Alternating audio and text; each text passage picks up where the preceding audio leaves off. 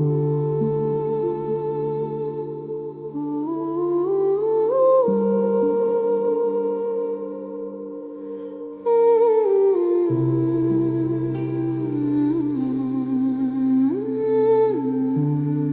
ceux qui pleurent, car ils seront consolés.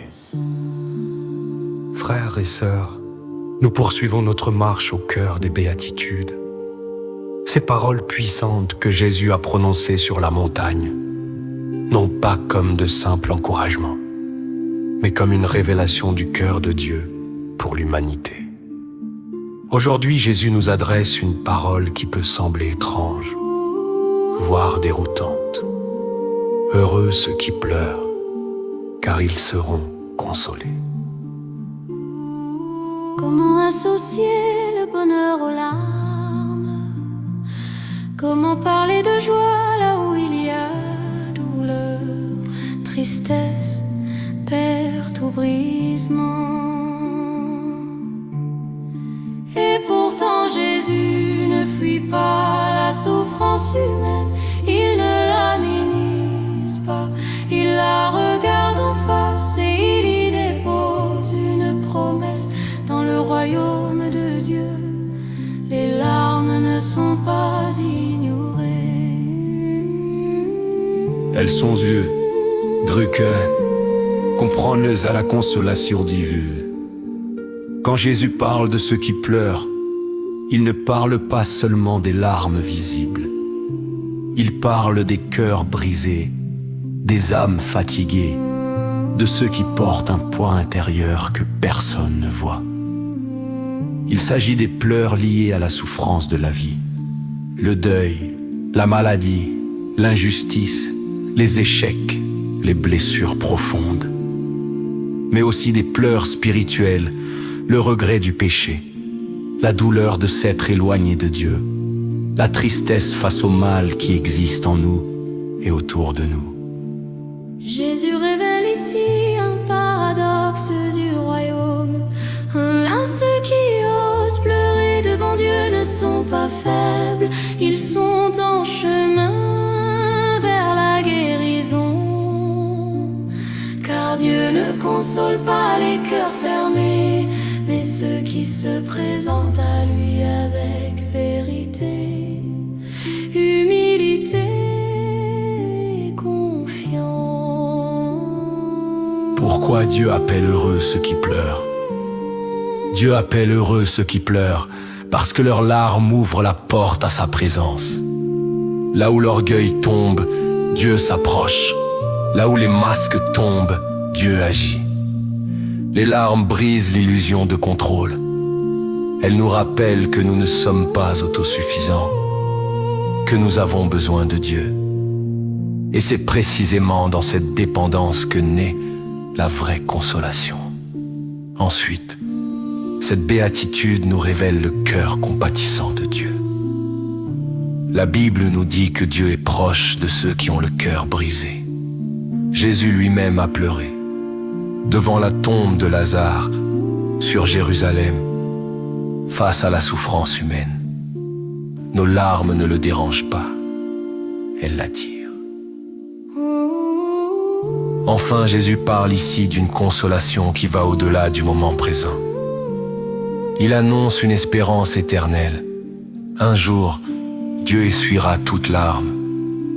Ce que nous pleurons aujourd'hui ne sera pas oublié demain. Chaque larme a un sens dans le royaume de Dieu. Vivre cette béatitude, c'est d'abord accepter de ne pas fuir sa douleur.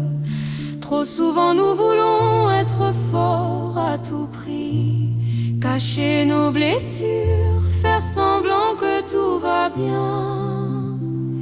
Mais Dieu ne nous demande pas d'être forts, il nous demande d'être vrais.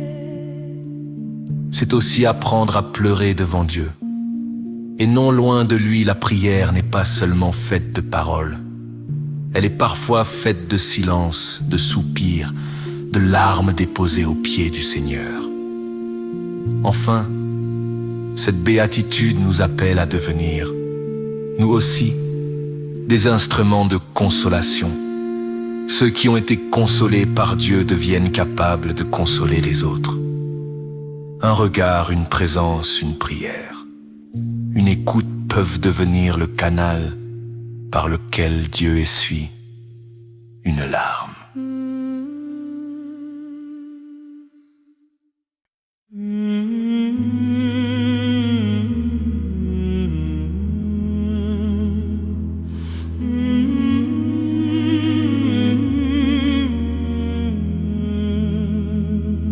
Prions ensemble.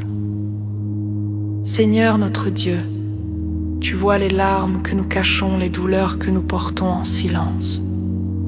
Tu connais nos blessures, nos deuils, nos découragements, nos combats intérieurs. Aujourd'hui, nous venons à toi sans masque, sans défense, tels que nous sommes. Viens consoler nos cœurs comme toi seul sais le faire. Transforme nos pleurs en source de guérison et notre tristesse en espérance.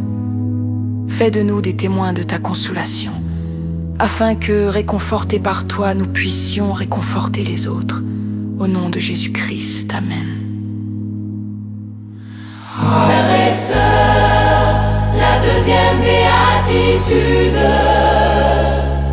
nous rappelle que dans le royaume de Dieu, les larmes sont jamais perdues, elles sont le langage d'un cœur que Dieu visite.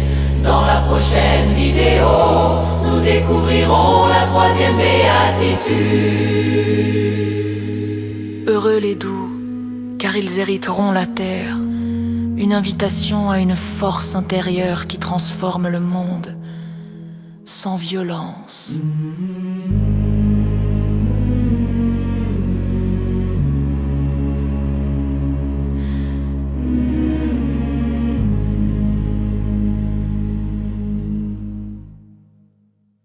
Prions ensemble, Seigneur notre Dieu.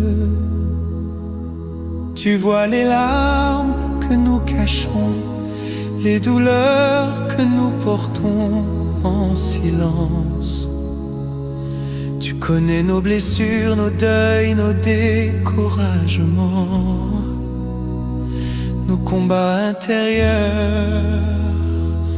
Aujourd'hui, nous venons à toi, sans masque, sans défense.